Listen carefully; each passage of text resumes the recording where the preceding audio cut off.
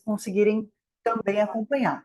Então, hoje e amanhã nós faremos 2 aulas, começando agora às 9 horas da noite, onde nós falaremos sobre os pilares, as bases do empreendedorismo. Para você que está pensando em abrir um negócio, ou para você que já tem um negócio em andamento, mas que ainda não se sente muito seguro com as questões de marketing, com as questões de gestão, de liderança. Às vezes você está aí na dependência de uma agência de marketing, você não se sente seguro e pronto para ter autonomia para atuar segundo as suas vontades, segundo as suas estratégias. Então, essa aula é para você que está querendo começar ou que está querendo mais segurança, mais conhecimento para poder estruturar o seu negócio, desenvolver os seus projetos e conseguir alcançar os seus resultados. Então, começando a aula de hoje, para quem não conhece, eu sou a Raquel Bueno, sou fundadora da Lotus. A Lotus é uma empresa de consultoria empresarial e o nosso propósito, o nosso objetivo é elevar, maximizar os potenciais das empresas e dessa forma a gente conhece o único meio de conseguir alcançar esse resultado é desenvolvendo e impactando pessoas. Então, é com essa finalidade que nós atuamos. Nós atuamos tanto com a consultoria empresarial individual, quanto com programas desenvolvidos que eu vou contando para vocês aqui ao longo dessa aula. Para quem não me conhece, a minha formação de base, eu sou enfermeira. Para quem não sabe a diferença, muitas vezes as pessoas ainda confundem a enfermeira com o técnico auxiliar de enfermagem. Nada mais é o que eu falo do que a enfermeira é o técnico que realiza os procedimentos, mas com conhecimento científico e principalmente com gestão. Então, eu atribuo os meus conhecimentos de gestão iniciando lá atrás da minha formação, porque dentro da enfermagem a gente aprende a fazer a gestão do paciente, a gestão do cuidado, a gestão do atendimento, a gestão da equipe. Então, foi onde eu me deparei com os meus primeiros pilares de gestão, né? Onde eu comecei a me tornar gestora. Atuo com gestão há 15 anos, com experiências em empresas de diversos portes, desde empresas de pequenos portes, médios, como multinacionais, e o meu objetivo sempre foi desenvolvimento de equipes e alcance de resultados. Então, sempre que a gente começa a falar de empreendedorismo, antes da gente entrar em conceitos técnicos, em pilares do empreendedorismo, eu sempre convido vocês a pensarem, antes de pensar no negócio, a pensarem em vocês. Quem são vocês? Vocês realmente se conhecem? Vocês têm a mentalidade aberta para o novo? Qual que é a mentalidade hoje que forma a personalidade de vocês, né? Então, a gente conhece pessoas que têm mentalidade muitas vezes de escassez e mentalidade de abundância. E esse é um grande diferencial na vida de todos nós. Tem pessoas que trabalham para si e tem pessoas que trabalham para os outros. E isso independente de você ter o seu próprio negócio ou de você hoje atuar como CLT numa empresa. Para quem você trabalha? Né? Você trabalha por algo que te satisfaz ou você trabalha para cumprir o protocolo e entregar o resultado que alguém espera que você entregue? Então é o que eu sempre falo, você tem a mentalidade de olhar o copo meio cheio ou o copo meio vazio? Você olha buscando o problema ou você olha buscando a solução? É importante que a gente saiba isso, porque para qualquer empreendedor é fundamental que a gente tenha a mentalidade aberta. Existem pessoas que já nascem com o traço do empreendedorismo e já têm desde muito novos, né, aquele impulso, aquela vontade de abrir o negócio, de criar algo próprio, de andar com as próprias pernas. Mas tem gente que não, que isso vai sendo desenvolvido ao longo da vida. E antes de mais nada, antes da gente falar de planejamento estratégico, de plano de negócios, a gente precisa falar de mentalidade. Porque se a gente não tiver a mente aberta para conhecer o novo, para entender outros pontos de vista, né, para buscar conhecimento, fica muito mais difícil da gente empreender. Não é à toa que a gente vê muitas empresas sendo criadas, mas na mesma proporção, muitas empresas sendo encerradas, né, os planos sendo fracassados, exatamente por essa falta de preparo, essa falta de conhecimento. E a partir, principalmente, de uma mentalidade empreendedora. Então, antes da gente entrar nos pilares técnicos, eu te convido a pensar no que você faz hoje, né? Quem me conhece, que tem acompanhado as lives ou que já participou de algum dos nossos programas de consultoria, sabem que essas perguntas são muito tradicionais que eu trago para reflexão, né? Qual que é o seu trabalho? Por que que você faz o que você faz hoje? O que que te motiva? né? É óbvio que muitas pessoas respondem aí pelas questões financeiras, pelo salário, para fazer o sustento da família, mas além disso, né, o que mais o trabalho te traz? O que mais te agrega? E o que mais você entrega para o mundo através do seu trabalho? Quais são os valores negociáveis e inegociáveis para você? Todos nós temos os nossos valores negociáveis e inegociáveis. Negociáveis são aqueles valores que a gente acredita, que a gente segue, mas que em algum momento a gente tem a flexibilidade de ceder e abrir mão. E os inegociáveis são aqueles que em momento algum a gente considera abrir mão deles.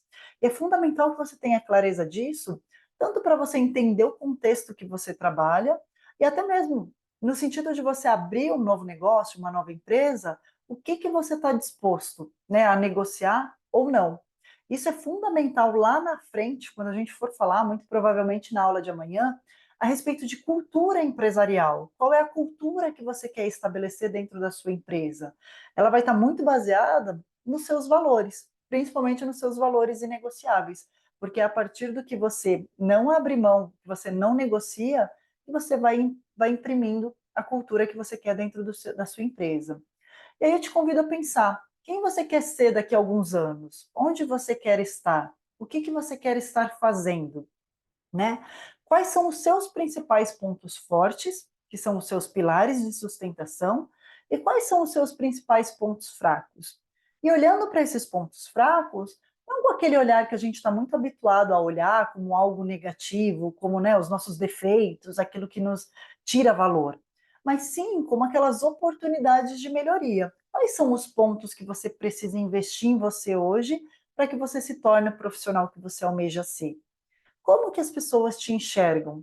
Será que a forma como você se enxerga é a mesma forma como as pessoas te enxergam? Muitas vezes a gente tem uma visão de nós que não condiz com a impressão que os outros também têm de nós.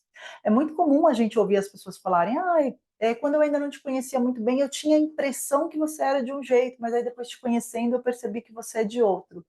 Por quê? Qual que é a imagem que a gente tem, né, deixado impresso nas pessoas? E é muito importante que nós sejamos, eu sempre falo isso, muito intencionais. Isso é muito diferente de sermos falsos, de imprimirmos uma imagem falsa, mas é imprimirmos uma imagem intencional, transmitindo a imagem real que nós queremos passar a respeito da nossa pessoa, a respeito da profissional que nós somos, né? E aí, uma pergunta que eu sempre faço, principalmente nos nossos programas, do programa Elas por Elas, onde a gente trabalha exclusivamente com mulheres, é por que que a gente tem a sobrecarga e a demanda de querer agradar, querer acertar todas as vezes, né? E por que que eu tenho essa necessidade? Por que que eu quero estar, né, sempre certa, sempre acertando, sempre agradando? Por que que a gente traz essa demanda com a gente? Porque é fundamental que a gente tire esse peso das nossas costas e a gente tenha clareza que nem sempre a gente vai estar certos, né? E o quanto a gente aceita não estar certo, porque a gente vai errar. Só que mais importante do que o próprio erro é como a gente pretende lidar com os erros que nós iremos cometer, de que forma que nós iremos corrigir. Então é importante que a gente já tire essa roupagem, essa armadura que a gente veste diariamente da perfeição, e a gente aceite que nem sempre a gente vai conseguir atingir esse patamar. E tá tudo bem, né? E muitas vezes o tá tudo bem não é a gente com a gente mesmo. Então a gente precisa, antes de mais nada, quando a gente pensa no empreendedorismo, é entender o que nós somos, né? E o que nos falta, o que que a gente precisa buscar. Quais são os nossos medos? E quando eu faço os nossos programas de consultoria, é muito comum a gente ouvir respostas como: eu tenho medo de abrir um negócio e não conseguir vender. Tenho medo de abrir e fracassar, de estar no caminho errado, de talvez fazer um investimento que depois eu não vá conseguir recuperar. E muitos desses medos, na sua grande maioria, estão atrelados a inseguranças com nós mesmos. E muitas vezes por não conhecermos as nossas fortalezas e as nossas fraquezas, por não termos olhado muito honestamente para as nossas fraquezas e trabalhado elas com carinho, né? Não olhado só como um defeito que nós temos ou onde as pessoas apontam o dedo. Mas muitas vezes quando a gente olha com carinho para as nossas fraquezas, a gente investe tempo, energia em criar habilidades, criar ferramentas para a gente poder fortalecê-las, a gente começa a quebrar esses pilares de insegurança e aí esses medos do eu não vou conseguir vender, eu vou fracassar, a gente vai desmistificando, e aí a gente vai trabalhando mais com questões reais. E aí eu faço um convite para vocês pensarem aí, para a gente já colocar um pé aí nas técnicas de empreendedorismo, e a gente começar a falar de empreendedorismo propriamente dita, mas ainda aí nessa pegada de mentalidade. Você está sendo a pessoa que você quer ser? E quem é a pessoa que você quer ser no futuro? Quem é o seu eu do futuro? Você tem caminhado para isso? Então eu convido vocês a pensarem, e às vezes essa resposta não está pronta, quem é essa pessoa do futuro e o quão próxima eu vou caminhando diariamente até ela, ou o quanto eu tenho me afastado. Então, falando um pouquinho de mentalidade aí, migrando agora para as questões de empreendedorismo, sempre que a gente trabalha com empreendedorismo, eu estou olhando aqui no Instagram e estou olhando para o Zoom, então quem estiver aqui no Instagram e quiser participar com a gente no Zoom, tem aí nos comentários o link. No Zoom a gente está fazendo a projeção da apresentação, então fica mais completa essa apresentação para vocês. Mas se não, pode acompanhar aqui pelo Instagram que vai ter acesso ao mesmo conteúdo. Quando a gente trabalha com empreendedorismo, é fundamental que a gente se baseie em ciência, em estudo, e não só em achômetro, né? E não só o que eu considero que é interessante, que é importante, o que vai dar resultado.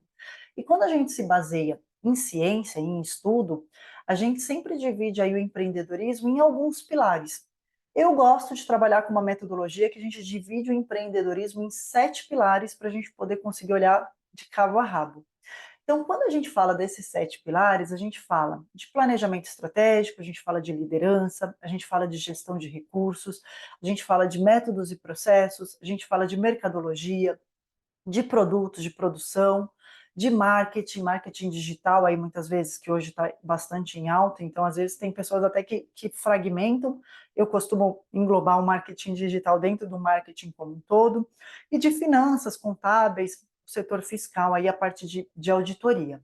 Então, se a gente olha para esse leque, a gente consegue ir contemplando cada uma das partes que compõem uma empresa, e quando a gente trabalha com consultoria, eu costumo falar que a gente vai passando um pente fino em cada uma delas.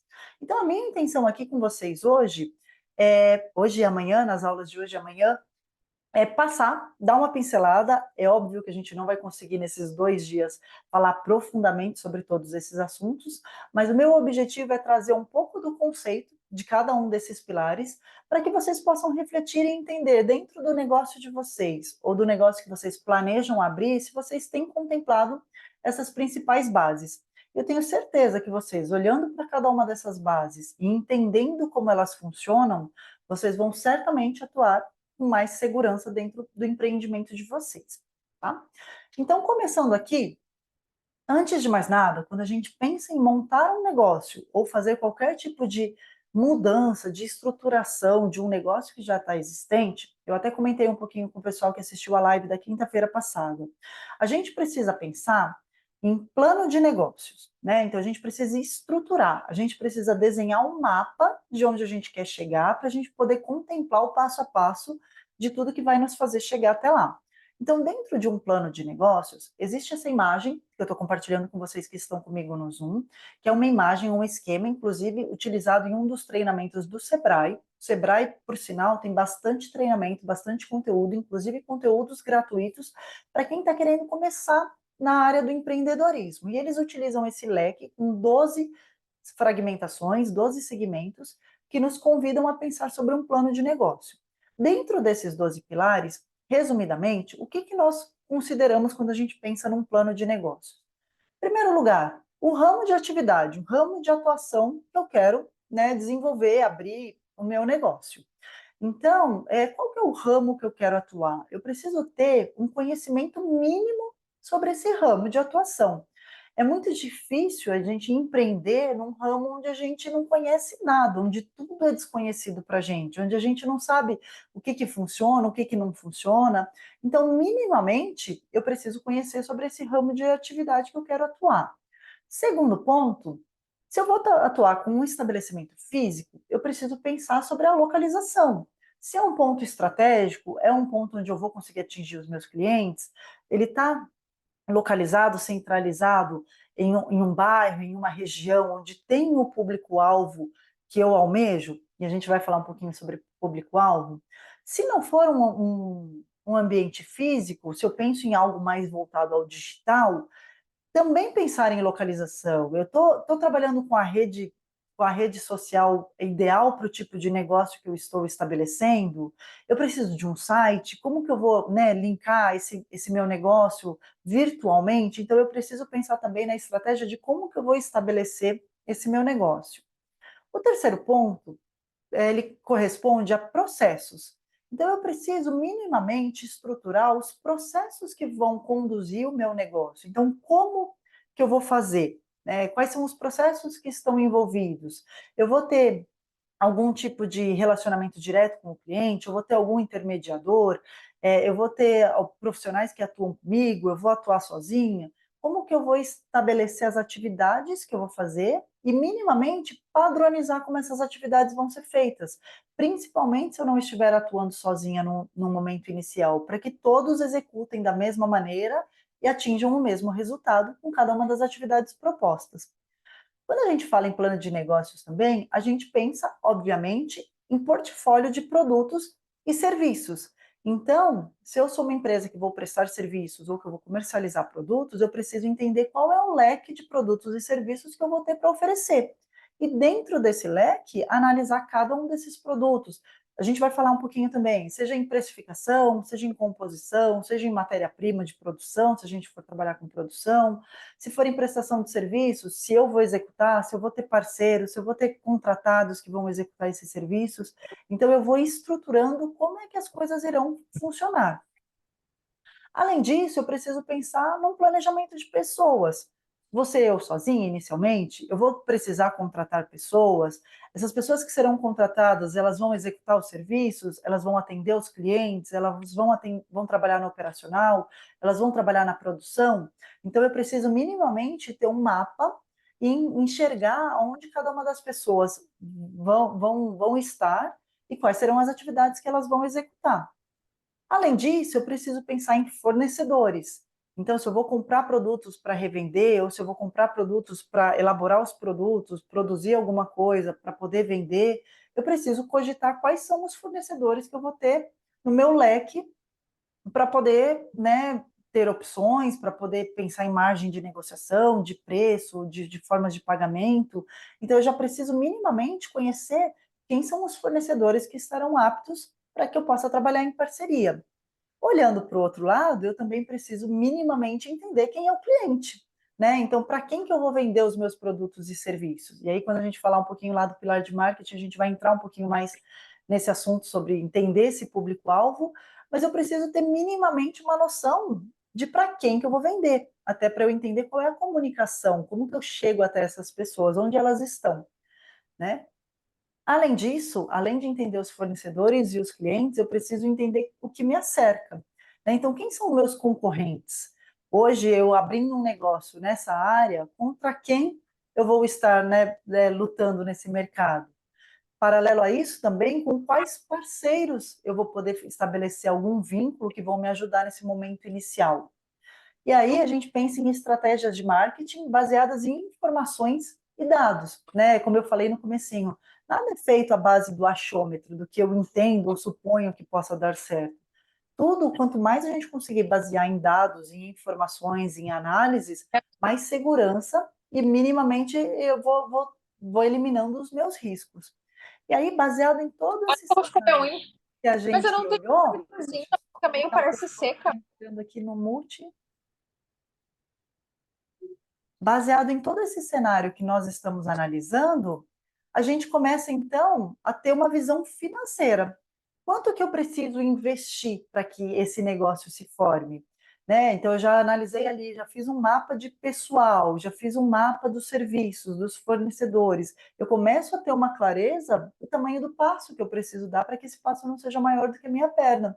E aí, baseada nisso, eu consigo ir buscar investimentos, recursos, reservas que eu tenho e entender se o plano está de acordo com a estrutura que eu tenho por trás disso. Né? Então, como eu disse, não que o plano de negócios vai fazer com que a gente não corra riscos, mas ele faz com que os riscos sejam minimizados, evitados ou às vezes até superados de uma forma melhor. E quando a gente fala de plano de negócio, a gente tem que tomar cuidado com dois pontos. Primeiro, é o que eu falo, a gente não queimar a largada, né? Então, é a gente não disparar antes do revólver soar o início, a largada da corrida. Porque é o que muitas vezes acontece, principalmente aqui no Brasil. É muito comum a gente ver empreendedores iniciando negócios, às vezes pelo tino, ou por conselhos, ou porque alguém falou que daria certo, ou porque eu vi fulano fazendo e aí eu vou fazer igual, sem se estruturarem com um plano de negócios e com o conhecimento necessário, e assim como o oposto também é verdadeiro. Então é muito comum também a gente ver muitas pessoas que têm habilidade, que já têm conhecimento, que às vezes não se sentem prontas e ficam ali paradas esperando, né? Não, eu preciso me capacitar mais, não, eu preciso que o governo mude, não, eu preciso ter uma reserva financeira suficiente para caso não dê certo. Então, é a gente encontrar um meio termo entre a largada precipitada ou a gente acabar perdendo o tempo da ação, né? Então, a gente sempre precisa aí tomar muito cuidado para não estar nem num extremo e nem no outro. Falado tudo isso, o primeiro pilar que eu comentei com vocês do empreendedorismo, quando a gente tem ali o negócio funcionando, é o que a gente chama de planejamento estratégico. Então, o que é, né? Eu brinco, o que é um planejamento estratégico? Do que se alimenta? Onde ele vive? O planejamento estratégico nada mais é uma visão que a gente tem do futuro. Então, onde eu quero chegar? Normalmente, a gente costuma fazer esse plano estratégico sempre analisando o mais próximo, o que a gente chama de imediato, o que é intermediário e o que é futuro. Normalmente, os estudiosos aconselham que a gente olhe, né, para esse ano de agora. Então, qual que é o meu planejamento para esse ano? Qual que é o meu planejamento para daqui 3 anos, mais ou menos, e para daqui 5 anos, onde eu pretendo estar, onde eu pretendo que a minha empresa chegue, quais são os objetivos que eu quero alcançar. Por que a gente não costuma olhar para muito além dos 5 anos, né? Tem gente que fala aí sobre uma análise dos 10 próximos anos, porque tem muitas coisas aí nesse meio tempo que são muito dinâmicas e muito variáveis e que muitas vezes não dependem da gente. Então, quando a gente fala de economia, a gente fala de uma série de questões, às vezes olhar para 10 anos é algo muito distante, que muitas coisas aí podem mudar nesse meio tempo. Então, quando a gente faz um plano estratégico, um planejamento estratégico baseado no agora, né, no que eu quero para esse ano, no que eu quero para os próximos 3 anos e no que eu quero para os próximos 5 anos, costuma ser um planejamento estratégico mais realista, mais fidedigno, mais concreto e mais atingível. Então, o primeiro ponto para a gente começar a desenhar um planejamento estratégico é a gente trabalhar nas nossas missões, visões e valores da empresa. E aí, amanhã, eu convido vocês a estarem aqui com a gente às 9 horas, porque eu vou trazer até um exercício onde a gente vai discutir juntos o que contempla cada uma dessas esferas. Mas o planejamento estratégico, ele é muito interessante quando a gente trabalha com ele associados a metas. E eu falo que quando a gente trabalha com metas, a gente precisa de um cuidado, que é criar metas que sejam reais e atingíveis. Por quê? Metas muito mirabolantes e muito gigantescas são legais porque inicialmente elas nos impulsionam, né? Ah, então eu quero vender R$ 1 milhão, estou abrindo o meu negócio, minha empresa agora, e eu quero ao longo desse ano vender R$ 1 milhão. É uma meta bastante alta. O problema das metas altas é que elas costumam impulsionar de imediato, mas quando elas não são atingíveis, quando elas não são possíveis, com o passar do tempo, conforme eu vou percebendo que eu estou ficando cada vez mais distante, estou perdendo tempo, ela tende a ser desmotivadora. Então, é importante quando a gente trabalha com metas que elas sejam reais, atingíveis, que eu consiga colocar números associados a ela, então, em quanto tempo, quanto que eu quero. E a gente não pensa só em metas financeiras, só pensando aí em faturamento. A gente pensa em metas em todos os sentidos. Então, por exemplo, o que eu preciso mudar, o que eu quero fazer, né? Quais conexões que eu quero estabelecer, com quem que eu vou precisar contar para isso, quanto de aporte de investimento eu vou precisar fazer, e também o que a gente chama das metas aí, dos riscos que são atrelados ao meu negócio. Então, o que pode me atrapalhar e me retardar para que eu não alcance essas metas? Então, a gente consegue, quando a gente trabalha com metas menores e mais atingíveis, a gente consegue ir corrigindo o percurso ao longo do caminho. Quando eu vou percebendo que tem alguma coisa errada, eu já consigo ir fazendo ajuste do que quando é aquela meta muito mirabolante e muito inalcançável. Então, a minha sugestão, sempre quando a gente faz os nossos programas de consultorias com os nossos clientes, é fazer metas realmente menores e mais realistas. E aí, a partir da meta traçada, eu brinco que a gente tem que ser um míssil teleguiado e seguir, e não desistir. Eu, particularmente, tenho aqui no meu computador, na minha planilha, na minha área de trabalho, um arquivo do Excel, onde eu tenho todas as minhas metas do ano de 2024, e aí eu costumo dividi-las, né, nos segmentos, então quais são as metas comerciais, quais são as metas de marketing, enfim, as metas de liderança, de gestão de pessoal. E eu costumo revisitar essas metas pelo menos uma vez por semana, para eu ir vendo, estou próxima, não estou próxima, onde eu preciso investir mais energia, onde eu já alcancei e eu consigo tirar um pouco o pé, para a gente poder ir se calibrando. E quando a gente trabalha em equipe, é essencial que esse movimento aconteça e seja também refletido na equipe, para que eles acompanhem também o ritmo que precisa, onde que eu preciso centralizar, focar mais energia, ou onde a gente já conseguiu atingir o que era previsto para aquele período. Então, o planejamento estratégico é muito relacionado a metas. E aí, eu convido vocês também, quando a gente para sentar e fazer um planejamento estratégico de um negócio, a gente fazer o que muitas pessoas conhecem como análise SWOT. O que é isso? É quando eu olho para o meu negócio e eu vou entender quais são as forças, as fraquezas, as oportunidades e as ameaças. Então, falando um pouquinho mais detalhadamente sobre essas 4 esferas. As forças, né? O que o meu negócio tem como fortaleza? No que ele é bom, que ele já está consolidado, que eu sei que isso eu faço muito bem dentro do meu segmento, dentro do meu negócio. Né? E quando isso é uma empresa individual, a gente pode olhar para a gente mesmo e entender as forças do meu negócio como sendo as minhas fortalezas. Então, eu vou dar um exemplo. Eu sou uma pessoa muito disciplinada, né? Eu consigo me regrar e organizar as coisas que eu preciso fazer, eu tenho uma gestão do meu tempo muito boa. Ótimo, isso é uma fortaleza do meu negócio. Então, eu sei que isso é um ponto positivo que vai me ajudar a alcançar as metas e alcançar o que eu preciso alcançar com o meu negócio. Quando a gente fala de fraqueza, são aquilo lá que a gente estava falando no começo dos nossos pontos fracos ou os pontos fracos do nosso negócio, né? Onde a gente precisa tomar um pouco de cuidado ou talvez investir um pouco mais de energia para poder fazer algumas melhorias, porque podem ser pontos que venham a nos prejudicar. Lembrando que normalmente forças e fraquezas estão mais internalizadas, é um olhar mais para dentro, para nós. Quando a gente fala de oportunidades e ameaças, é a gente olhando um pouquinho mais para fora, né? Então, oportunidades, o que o mercado tem trazido, tem feito, que pode me favorecer, né? Ou favorecer o meu negócio, o meu empreendimento. Assim como também as ameaças, o que vem de fora, né? Então, talvez, vou dar um outro exemplo hipotético, surgiu um concorrente novo que é muito similar com o que eu faço na mesma cidade que eu atuo. Então, é uma coisa que não é intrínseca da minha empresa, não está aqui dentro, é uma ameaça que está vindo de fora. Quais são os riscos, né, que a presença desse player no mercado pode me oferecer? Então, quando a gente começa a pensar em planejamento estratégico, é fundamental que a gente tenha muita clareza desses 4 segmentos. Quando a gente começa a falar um pouquinho de marketing, primeiro pilar para a gente estruturar marketing para você, né, que às vezes hoje acaba atuando aí com uma agência de marketing, acaba ficando dependente, terceirizando muito seu marketing, e você quer ter um pouco mais de autonomia e de propriedade nisso, primeiro pilar que a gente precisa entender é a identificação do nosso público-alvo. Então, lá atrás, né, quando eu falei de plano de negócios, para que vocês conheçam o cliente de vocês, eu preciso entender para quem que eu estou trabalhando, né? Quem é o cliente que eu quero atingir? Então, isso é fundamental porque você começa a entender com quem que você fala, o que essa pessoa está de fato interessada em ouvir e o que essa pessoa está buscando. Quando eu tenho clareza sobre essas respostas, eu começo a ter uma comunicação mais assertiva.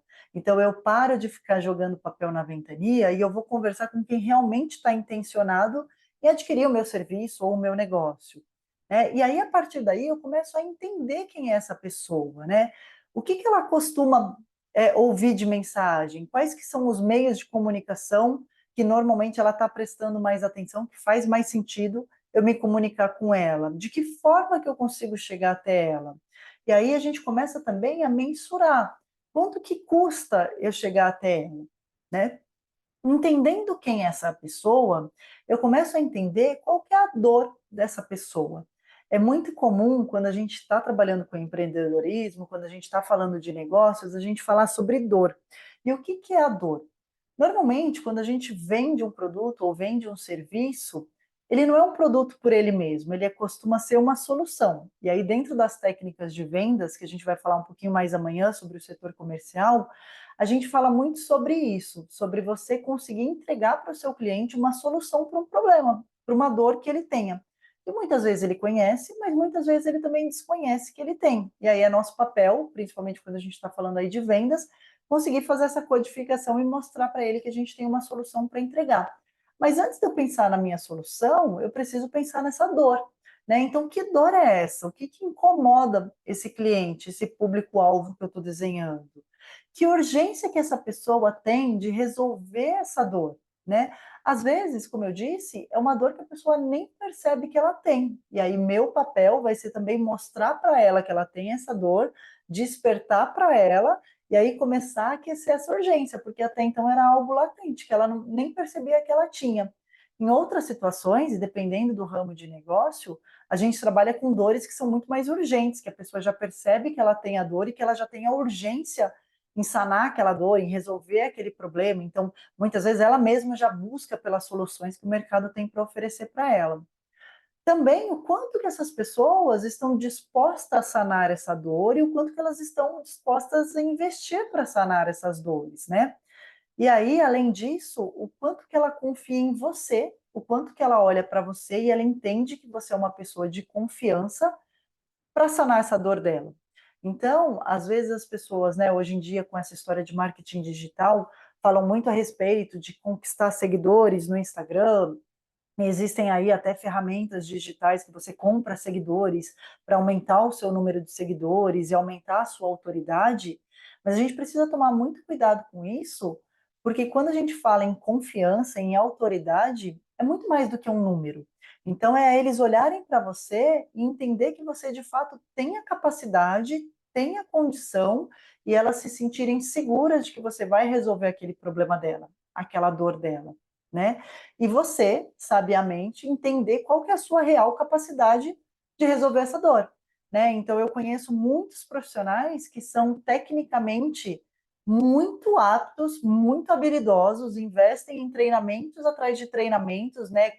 Que se capacitam aí no sentido de resolver a dor do paciente, né? Ou do cliente, enfim, mas muitas vezes eles não estão convencidos que de fato eles conseguem resolver essa dor, e aí eles não conseguem passar essa comunicação com clareza.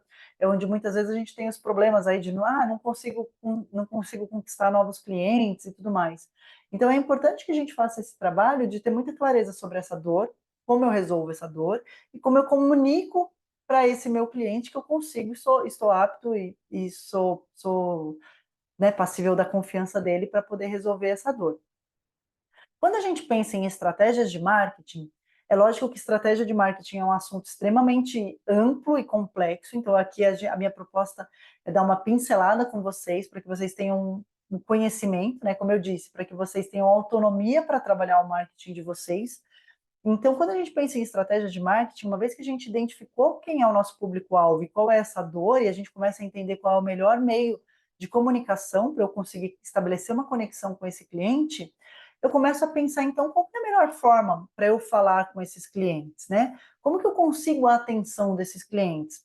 Dependendo do segmento, hoje em dia o mundo digital está aí vindo com força total, que atende alguns dos segmentos de mercado, mas não todos. Às vezes eu brinco quando eu estou na rua andando com a minha família, eu falo, nossa, como que ainda existe banca de jornal, por exemplo, né? Com toda a tecnologia que a gente tem hoje, como que sobrevivem essas bancas de jornais? É porque existe um público que ainda hoje busca pela banca de jornal, busca pelo gibi, busca pelo jornal, que ainda tem o hábito de ir até a banca, busca álbum de figurinha, enfim, existe algum público-alvo que busca por esse serviço. Ela ainda está ali solucionando alguma dor que talvez o mundo digital não consiga atender para aquele tipo de público. Então a gente precisa entender qual que é a melhor forma de eu conseguir transmitir a mensagem que eu tenho para esse público que eu consegui definir. E aí, muitas vezes, nessa transmissão de mensagem, quando a gente está estudando estratégias de marketing, a gente tem a oportunidade de ir mais a fundo, a gente começa a falar, inclusive, com que tom de voz eu vou passar minha mensagem, né? Qual a entonação? Qual que é a impressão, né? Voltando lá para aquela questão de como que é a impressão das pessoas sobre mim, qual que é a imagem que eu quero transmitir? E aí a gente estica um pouquinho e começa a falar um pouco sobre posicionamento de marca, né? Então, posicionamento de marca, ele vem muito de qual que é a mensagem que eu defendo, né? Qual que é a bandeira que eu tenho hasteada no meu negócio, mas muito também a respeito de qual é a forma que eu me comunico. A gente percebe, né, fazendo um comparativo aqui muito simples, mas que é muito de fácil entendimento para todos, se você comparar hoje, por exemplo, McDonald's com Burger King, são dois fast foods, né, que vendem basicamente a mesma coisa ali, se a gente for falar em termos de alimentação, de lanche, mas que eles têm posicionamentos muito diferentes, né? Até hoje, ainda à tarde, eu estava discutindo a respeito disso com meu marido, e a gente estava falando sobre público-alvo do McDonald's e do Burger King, né? Falando sobre o entendimento de que são públicos-alvos diferentes, mas se você entender o posicionamento deles e conseguir perceber o posicionamento deles, eles têm posicionamentos diferentes. E aí a gente começa a analisar tudo que a gente vê aí pelo mercado e a gente começa a entender que existe uma intencionalidade na forma como eles falam. E a gente começa a trazer isso para dentro de casa. Então, qual que é o posicionamento que eu quero imprimir para a minha marca? Né? Eu quero que a minha marca tenha um tom mais sarrista, mais irônico, mais para o lado comediante. Eu quero que ela seja vista como uma coisa mais séria, mais centrada, baseados em argumentos científicos. Eu quero que eu seja vista de uma forma diferenciada, que outros players do mercado não tenham a mesma abordagem que eu, porque talvez eu sou um artigo mais de luxo, eu sou um artigo de algum tipo de diferenciação. Então a gente começa a ir desenhando aí, né, nas estratégias de marketing, toda essa parte de entonação, de branding que a gente chama, né, de todo o desenho da marca que o meu negócio vai ter. E aí, pensando nas estratégias, eu começo a pensar, quem pode me ajudar a levar essa mensagem até essas pessoas, né? Quais são os meios mais propícios para isso? E aí, paralelamente, a gente vai pensando nas verbas que estão envolvidas com isso, né? O quanto que eu pretendo investir nessas estratégias, né? E aí a gente tem uma série de caminhos que a gente consegue percorrer impulsionando essas estratégias de marketing. Para o pessoal que está aqui comigo no Instagram, fica o convite se vocês quiserem ir para o Zoom. A gente tem o link compartilhado aqui nas mensagens. E lá a gente tem até a apresentação que a gente está fazendo, então tem um material um pouquinho mais rico do que só a live aqui comigo falando. Então, como eu comentei, quando a gente fala de posicionamento de marca, é isso. Qual é o meu posicionamento? Né? O que, que eu defendo e como que eu defendo? Que imagem que eu quero passar? Como que eu quero ser visto? Como que eu quero que as pessoas me enxerguem no mercado? E qual que é o meu diferencial, né? Que marca de fato que eu deixo registrada? O marketing, ele é muito importante que seja entendido como um grande funil. Então, a gente fala com muita gente, a gente conhece muita gente, a gente precisa ser percebido por muita gente. Eu comento que o marketing, ele nada mais é do que a ponte entre a empresa e entre o cliente, né? Então, é importante que eu tenha aí uma grande abrangência, porque é natural que isso vai sendo afunilado, né? As pessoas que se interessam, as pessoas que se afinizam, vai reduzindo até as pessoas que de fato vão fechando o negócio, vão se tornando meu cliente. Então, é importante que a gente tenha estratégias que nos levem cada vez a ter uma base que a gente chama desse funil mais ampla, para de fato no processo que a gente vai fazendo aí, né, do comercial para a gente conseguir fechar negócios, é natural que isso vai sendo afunilado, e é sobre isso que a gente conversa e monta estratégias juntos também nos nossos programas de consultoria. Quando a gente fala de marketing, como eu falei aqui para vocês, é algo muito abrangente, né? Algo que aqui numa aula não conseguiria aprofundar, mas a gente fala de marketing de conteúdo, de redes sociais, quais são as redes sociais mais interessantes, mais estratégicas para o seu negócio, como que eu elaboro e-mail marketing, como que eu construo, né, um cadastro de leads, com quem que eu posso me associar dentro do meu segmento, que podem ser marketing de influenciadores, né, que podem ser parceiros para o meu negócio, como que eu trabalho marketing de experiência de cliente, marketing digital, como que eu faço análise dos dados do meu marketing, como que eu consigo hoje, né, com toda essa inteligência artificial e esses recursos muitas vezes até gratuitos, automatizar o meu marketing, se eu sou sozinha talvez, e aí eu preciso dinamizar as minhas atividades. Então a gente também conversa a respeito de estratégias de automação de marketing. A gente fala muito aí sobre a questão de criação de site, quais são os termos de referência que eu preciso utilizar, quando a gente faz postagens nas redes sociais, quão é importante a gente associar, às vezes, alguns termos para a gente conseguir um impulsionamento aí, muitas vezes, orgânico das nossas publicações. Então, o marketing aí, ele acaba, né, tendo várias arestas, várias ramificações que a gente consegue trabalhar. Passando para um outro pilar, dentro dos pilares do empreendedorismo, a gente conversa também sobre produtos e serviços. É importante para quem está começando um negócio, para quem está estruturando o seu negócio, ter muita clareza a respeito dos produtos e serviços que vão ser oferecidos. Então, é importante que eu tenha muito bem definido o meu portfólio de produtos. Então, quais são os produtos que eu vou oferecer? E às vezes parece brincadeira, mas principalmente quando a gente trabalha com serviços, até para quem está criando um negócio, às vezes não está muito bem definido qual que é a diferença entre um produto e outro, entre um serviço e outro que eu vou prestar.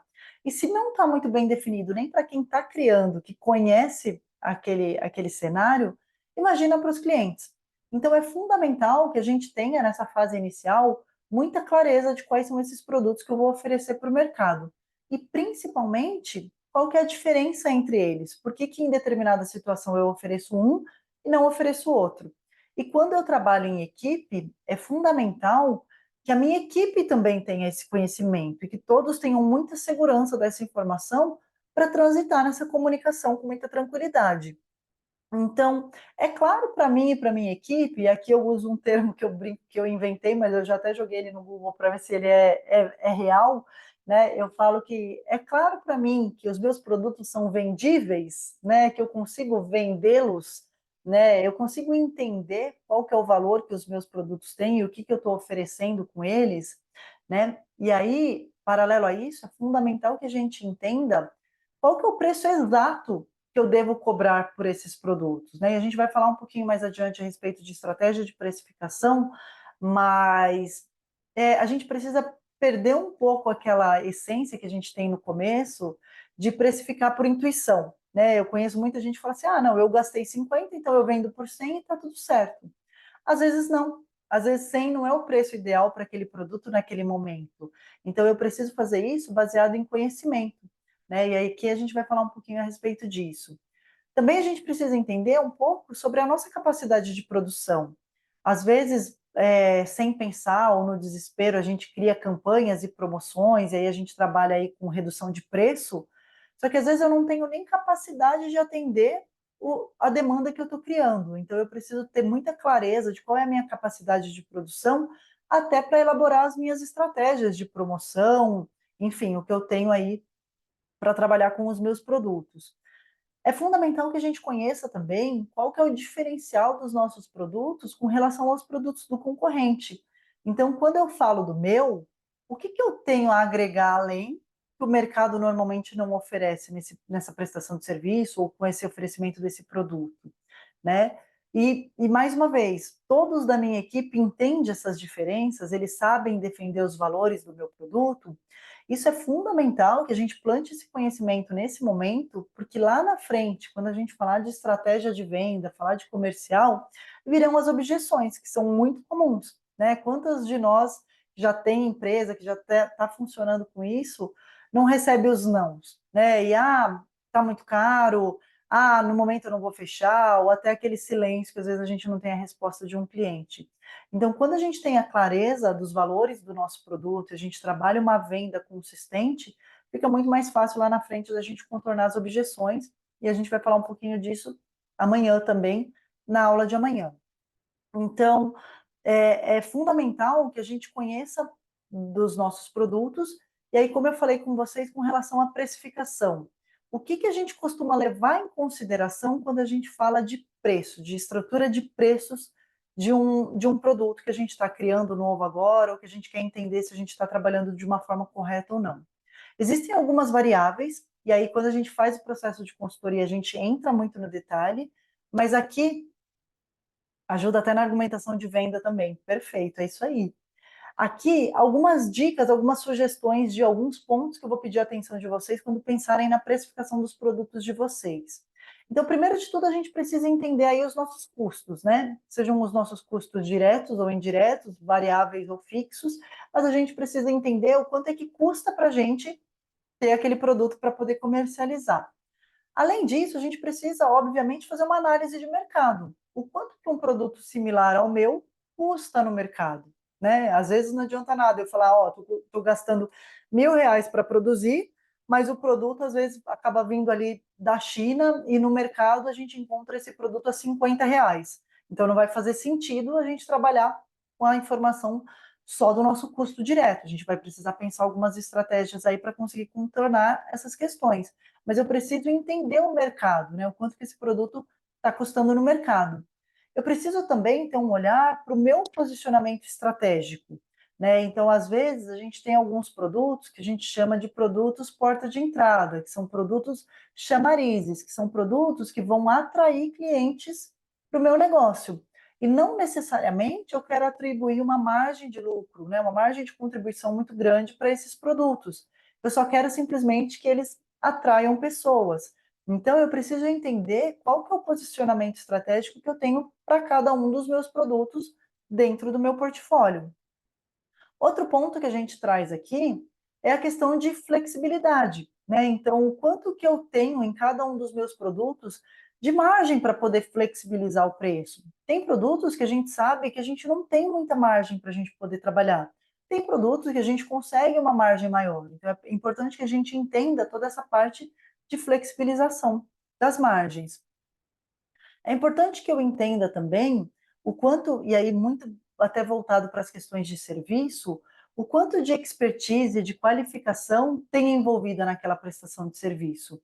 É muito comum os nossos clientes aqui da Lotus terem mais dificuldade de precificação quando se trata de serviço e não de produto, né? E normalmente essa dificuldade vem muito atrelado a essa questão de não conseguir pôr preço, né, no trabalho que eu executo. Então a gente tem longas conversas a respeito do quanto de investimento, né, em cursos, em qualificações, em experiências, né, o quanto que vocês estão aí trazendo de bagagem para você poder considerar na precificação do seu produto. Você tem que entender também a sua demanda e capacidade de atendimento, né, quando você vai precificar, e também entender a respeito da sensibilidade de preço do cliente e o feedback que ele te dá do seu preço, né? Então, quando você já tem a empresa girando e você já tem isso funcionando, fica mais fácil de você entender o que que os clientes têm dito a respeito dos teus produtos. Se você é conhecido por ser careiro, por ser barateiro, né? De que forma que eles tem captado a mensagem de preço dos seus produtos. E aí, obviamente, também considerar as questões de impostos, taxas, logísticas, frete, para que você tenha um preço saudável para você trabalhar. Bom, então aqui, para a gente ir finalizando o conteúdo que a gente tem hoje, a gente vai deixar um pouquinho mais para amanhã, resumidamente, para quem está aqui no Zoom comigo, está vendo ali uma imagem onde a gente fala que o preço de venda, ela precisa ser considerado todos os custos da sua equipe, os custos de investimento, os custos variáveis que você tem, os custos fixos, o seu prolabore, impostos, taxas, e aí, além disso, você ainda considerar a sua lucratividade, né? Você colocar a sua margem ali de contribuição para que você tenha a sua lucratividade. Então, a partir de amanhã, a gente vai retomar tudo isso que nós estamos conversando aqui hoje, e aí a gente vai falar um pouquinho também sobre mercadologia, a gente vai falar sobre gestão e liderança, vamos falar um pouco de técnicas de venda e encantamento de cliente, e falar desses outros pilares aí que acabaram a gente não conseguindo contemplar hoje. Como eu posso calcular a minha capacidade de atendimento? Uma pergunta que a gente tem aqui no chat. Bom, essa pergunta é difícil eu ter uma resposta pronta para te dar, porque vai depender muito do seu segmento, da área de atuação, do seu time e tudo mais. Mas ela está muito atrelada a esse olhar interno. Então é muito diferente, por exemplo, uma pessoa que trabalha sozinha de uma pessoa que às vezes tem uma equipe, né? E já tem algum histórico aí para poder entender a sua capacidade de produção. Mas basicamente ela está nesse olhar que você tem para você. Então eu precisaria entender um pouco mais, né? Se você trabalha com serviço, se você trabalha com produto, porque tem essa diferenciação. Se você trabalha com produto, por exemplo, a sua capacidade de atendimento ela está relacionada, por exemplo, à sua capacidade de investimento em estoque, quanto que você consegue ter armazenado, o quanto que você consegue, às vezes, com os seus fornecedores, ter um prazo curto para receber novas mercadorias e já disponibilizar isso para os seus clientes. Tem a ver com a sua rede de logística, Então, o quão geograficamente falando, né, você é capaz de atender, se hoje você trabalha local, se hoje você trabalha Brasil, qual que é a sua capacidade. Então, por isso que fica difícil eu dar uma resposta genérica aqui. Se você trabalha com serviços, por exemplo, vai depender muito se é você sozinho prestando esse serviço, quais ferramentas, talvez tecnológicas, você tem na sua mão hoje que te possibilita ser mais dinâmico. Se você tem uma equipe que você consegue, né, dividir as tarefas e aí cada um vai fazendo uma frente. Mas se você quiser, depois me chama aqui no chat, no direct, que a gente bate um papo mais personalizado e eu consigo entender um pouquinho melhor e tentar te ajudar um pouco melhor com essa resposta, tá bom? Então eu vou me despedindo de vocês aqui hoje. Vou deixando o convite para vocês que gostaram, que querem continuar esse entendimento um pouco mais sobre empreendedorismo comigo, de estarem aqui amanhã, 9 horas, para a gente poder dar sequência a esse estudo juntos. Né? Eu sei que muitas vezes as pessoas aí hoje estão aí em ritmo de volta de carnaval, de início de ano, então que a gente possa retomar isso com gás total e correr atrás, que aí ao longo de 2024 tem muita coisa para a gente poder realizar juntos. Então, fica o meu convite para vocês aqui. Nesse mesmo link, estaremos no Zoom e no Instagram falando um pouco mais sobre empreendedorismo amanhã. Até mais, pessoal. Boa noite.